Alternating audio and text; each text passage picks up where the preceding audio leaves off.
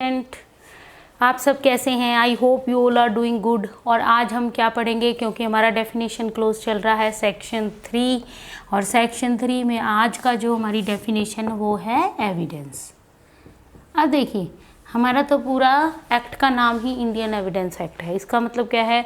The whole act deal with the evidences. और फिर ये जो डेफिनेशन है क्या बता रही है, यानी कि एविडेंस क्या चीज़ है।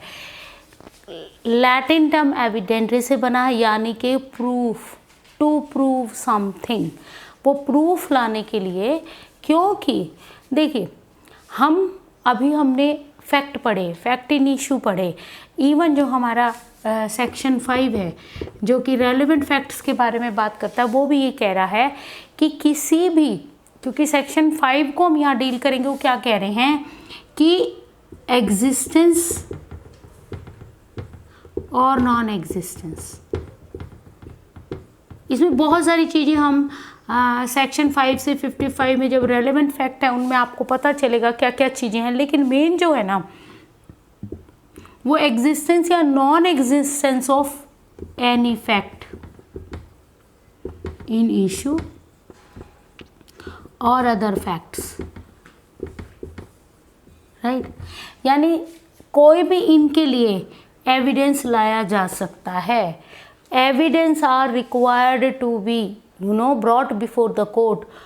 क्या करने के लिए? एग्जिस्टेंस और नॉन एग्जिस्टेंस को साबित करने के लिए regarding any fact in issue और अदर फैक्ट्स। और वो जो अदर फैक्ट हैं वो सब रेलेवेंट फैक्ट हैं, राइट। तो इनके लिए एविडेंस लाया जाता है। और सेक्शन 3 क्या कहता है? एविडेंस लाएंगे कैसे, मतलब क्या चीज़ है जो एविडेंस है। तो एविडेंस लाने के दो तरीके हैं। नो, वी कैन रेदर से लाने के तरीके नहीं कह रहे, दो तरह के एविडेंस होते हैं। तो वन जो एविडेंस है वो क्या होगा? स्टेटमेंट्स हैं, ऑल स्टेटमेंट्स किसके द्वारा दी जाएंगी?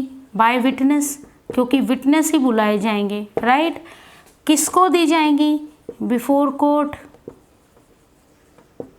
राइट। कोर्ट के सामने अगर कोई स्टेटमेंट दी जा रही हैं, और किस बारे में?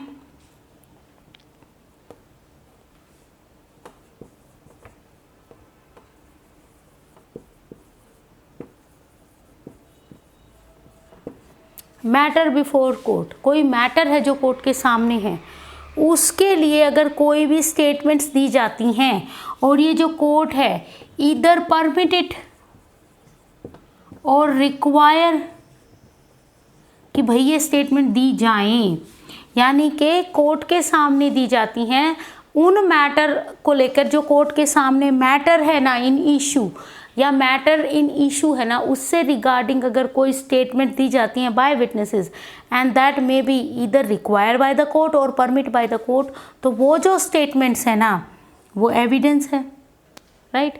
और जब स्टेटमेंट्स की बात आती हैं तो इसको ओरल एविडेंस कहते हैं, राइट।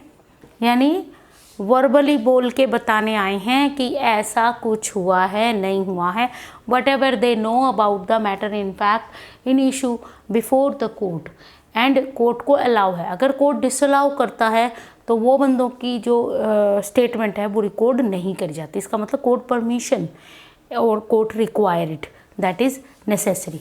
और जो सेकंड चीज़ है वो क्या है? डॉक्यूमेंट्स।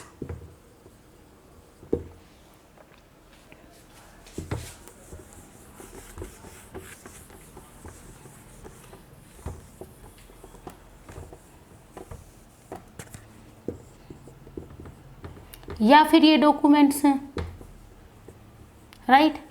यानी डॉक्यूमेंट्स और किस लिए जाएं? कोर्ट के सामने प्रोड्यूस करे जाएंगे, प्रोड्यूस्ड बिफोर कोर्ट। किस लिए? क्या करेगा कोर्ट? फॉर इंस्पेक्शन, कि ये देखो डॉक्यूमेंट है related to fact in issue और रेलेवेंट फैक्ट है, और ये प्लेस किया जाएगा before the court for the inspection. और ये जो एविडेंसेस हैं ये किसी भी सूट या प्रोसीडिंग में जब कोई मैटर इन इशू होता है कोर्ट के सामने तब ये लाए जाते हैं। और जब डॉक्यूमेंट्स होते हैं तो it means E documents also, right. और इन्हीं को कहते हैं डॉक्यूमेंट्री एविडेंस, राइट। अब देखा जाए ना तो जितनी भी सारी चीज़ें हैं ना, आप कितनी भी तरह के एविडेंसेस को देखें, हम ब्रॉडली अगर उनको देखेंगे तो बहुत सारी कैटेगरीज हो सकती हैं, मगर अगर हम उसको नैरो डाउन करते जाएंगे ना तो अल्टीमेट वो इसमें आ जाएंगे। लेकिन हमारा सेक्शन 3 में जो एविडेंस है उसमें ये भी है कि anything that brought before court for inspection, तो वो जो एनीथिंग है ना वो क्या हो सकती है, यानी इसके अलावा भी कोई चीज़ है एनीथिंग। तो ये जैसे फॉर एग्जांपल वेपन है ना, वेपन है, अब चाकू है, वो क्या है, उस पर ब्लड स्टेन है या फिंगरप्रिंट्स हैं, तो वो ना तो डॉक्यूमेंट की श्रेणी में आ रहा ना वो स्टेटमेंट है, लेकिन वो एक बेहद ही अहम एविडेंस है। तो वो कोई भी चीज़ जो कोर्ट के सामने इंस्पेक्शन के लिए लाई जाए वो थिंग्स होती हैं। For example blood stain clothes, किसी चीज़ पे मार्क हैं, या फिर कोई और ऐसी चीज़ है, जैसे फॉर एग्जांपल जिस व्हीकल से एक्सीडेंट हो वो व्हीकल एम्पाउंड है, वो चीज़ है, वो ना तो वो डॉक्यूमेंट है ना वो स्टेटमेंट है, वो देख के पता चलेगा कि ये है। वेपन्स तो मैं आपको बता ही रही हूँ, ब्लड स्टेन क्लोथ्स हैं जैसे, या मान लो हेयर्स मिले, नेल्स मिले, कुछ और मिला, ये जो सारी चीज़ें होती है ना ये रियल एविडेंस कहलाते हैं। इस तरह की सारी चीज़ें रियल एविडेंस, क्योंकि ये रियल है, ये इस कैटेगरी में नहीं आते। इसका मतलब क्या है कि ऑल द जो एविडेंसेस है ना they may be categorise into statements and documents, और हम कह सकते हैं oral evidence and document evidence. But इन्हीं की हम फर्दर जो एक जनरल क्लासिफिकेशन, जो कि ये तो देखो हमारा कह रहा है सेक्शन 3 में जो इंटरप्रिटेशन दे रखी है एविडेंस एक्ट में, लेकिन इसके अलावा जब हम देखते हैं ना, क्योंकि देखिए हमारा सबसे बड़ा पोर्शन है रेलेवेंसी, और रेलेवेंसी जब बता रखे तो उसमें इतनी तरह की चीज़ें बता रखी हैं कि अगर हम सभी फैक्ट सर्कमस्टांसेस को देखें और उनसे रिगार्डिंग जब हम प्रूव करने के लिए या तो फैक्टेड इशू को या रेलेवेंट फैक्ट को प्रूव करने के लिए जब हम कोई चीज़ लाते हैं एविडेंस, तो टाइप ऑफ एविडेंस कितने हो सकते हैं, टाइप। तो देखो अभी एक हमने पढ़ा ओरल एविडेंस, ठीक है, इसी के साथ हमने पढ़ा डॉक्यूमेंट्री एविडेंस, और इसी के साथ मैंने अभी तीसरा आपको बताया रियल एविडेंस, यानी जो रियल चीज़ें होती हैं जो इस्तेमाल हुई हैं क्राइम के कमिट होने में या कोई सिविल एक्ट होने में, वो चीज़ें रियल एविडेंस होती हैं। उसके अलावा क्योंकि जब हम डॉक्यूमेंट की बात करते हैं तो प्राइमरी एंड सेकेंडरी एविडेंस है, ये हम आगे डिटेल में पढ़ेंगे, क्योंकि ओरिजिनल कॉपी ऑफ जो डॉक्यूमेंट है वो लानी चाहिए, बट सर्टन सर्कमस्टांसेस में सेकेंडरी कॉपी भी अलाउड होती है। दो फर्स्ट हैंड पे प्राइमरी एविडेंस ही लाना चाहिए। Direct evidence and indirect evidence. Direct evidence तो जो हम बता ही रहे हैं कि जो एविडेंसेस उन्होंने अपनी आँखों से देखा हो, हर्ड करा हो, सुना हो, कुछ तो करा हो ना। ओरल एविडेंसेस में वो सारे एविडेंसेस आते हैं, स्टेटमेंट जो विटनेस देते हैं वो कौन सी स्टेटमेंट हम ओरल एविडेंसेस में करेंगे सेक्शन 59 एंड 60 कि वो कैसे है, तो वो डायरेक्ट एविडेंस है। और बेस्ट एविडेंस रूल भी ये कहता है कि डायरेक्ट एविडेंस लाओ, तो लेकिन इनडायरेक्ट में कौन से आते हैं, जैसे हेयर से है, तो indirect evidences are not allowed but somewhere exceptions are there, जहाँ इनडायरेक्ट एविडेंसेस भी अलाउड किए जाते हैं। तो एक्सेप्शन टू हेयर से जो है फॉर एग्जांपल एडमिशन कन्फेशन, वो अलाउड करे जाएंगे। उसके अलावा जो एक और इम्पॉर्टेंट है वो है सर्कमस्टेंशियल एविडेंसेस, राइट।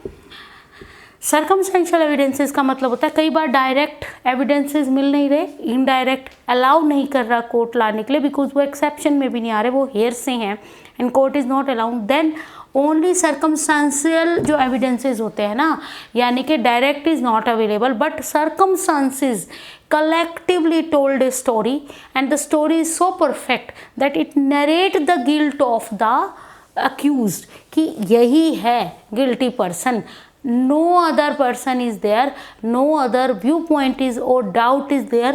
तो इसका मतलब क्या है, circumstantial evidence is not so strong type of evidences, but अगर circumstances मिल के form a chain and the chain is so complete indicate the guilt of accused, no other view means कोई और चीज़ नहीं होनी चाहिए जो डाउट क्रिएट कर सके, यानी only the hypothesis of guilt of accused, not the innocence. क्योंकि इफ डाउट रेजेस तो बेनिफिट ऑफ डाउट किसको जाएगा, अक्यूज को चला जाएगा। और सर्कमस्टेंशियल एविडेंसेस में ये इंपॉर्टेंट इसलिए भी है क्योंकि डायरेक्ट एविडेंसेस जो मिल गए उनके लिए तो कोई क्वेश्चन होगा ही नहीं, वो तो ठीक है डायरेक्ट एविडेंस है। लेकिन सर्कमस्टेंशियल एविडेंसेस में देखिए, इस Bodhraj versus state of JK, Jammu and Kashmir, इस केस में भी और शरद वृद्धि चंद शरद के केस में भी कोर्ट ने 5 गोल्डन प्रिंसिपल्स दिए रिगार्डिंग दिस चेन कि जब भी कोई सर्कमस्टेंशियल एविडेंसेस प्रूव करना होता है ना, तो chain should not be broken if any link is missing circumstances का, जो कि स्टोरी को डाउटफुल कर दे, स्टोरी को कंप्लीट नहीं करे और गिल्ट को बियॉन्ड रीजनेबल डाउट साबित ना करे, तो वो चेन अगर ब्रोकन है तो सर्कमस्टेंशियल एविडेंस के बेसिस पे कन्विक्शन नहीं हो सकती। But in cases where the chain is complete, no link is missing, no doubt is there, no other view और अदर काइंड ऑफ एस्पेक्ट, किसके अलावा, गिल्ट के अलावा कुछ है ही नहीं अदर एस्पेक्ट, कोई अदर पॉइंट नहीं है, कोई अदर व्यू नहीं है जो हो सकता है except the guilt of accused, तो फिर कहते हैं स्टोरी हो गई कंप्लीट। पर्सन को सिर्फ सर्कमस्टेंशियल बेस जो वो हैं हमारे एविडेंसेस हैं उनके बेसिस पे भी कन्विक्शन हो सकती हैं। एंड इसमें कोई एक नहीं, कई सारे और भी आपको केस मिल जाएंगे।